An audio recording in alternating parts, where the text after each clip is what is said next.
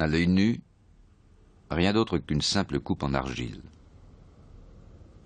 C'est l'un des plus anciens matériaux naturels utilisés par l'homme.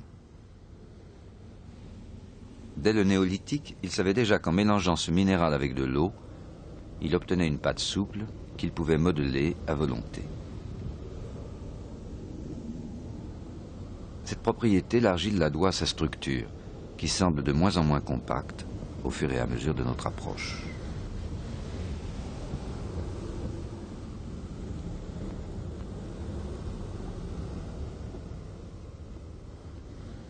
Le matériau apparaît constitué d'un enchevêtrement de minuscules fibres.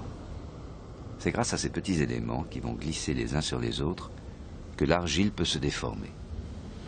Mais, dans le même temps, ces fibres sont si profondément entremêlées qu'elles vont permettre à l'objet modelé de conserver la forme qui lui a été donnée.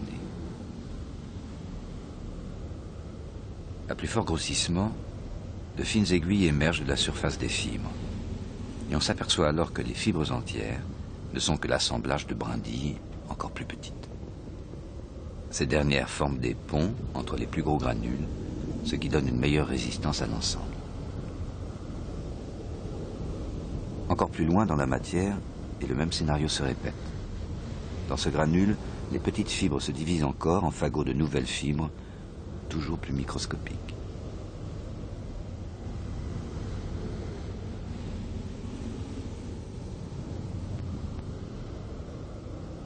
Nous sommes maintenant à l'intérieur des fibres.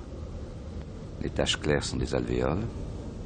La paroi de chaque alvéole est formée de feuillets qui s'empilent et ondulent, participant également de la souplesse et de la cohésion du matériau.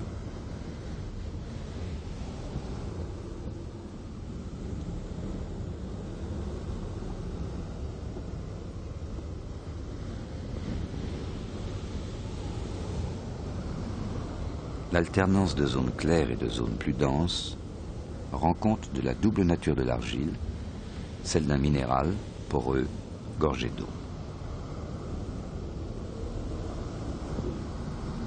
Au maximum de grossissement, se dessine un empilement de feuillets séparés par des zones plus claires.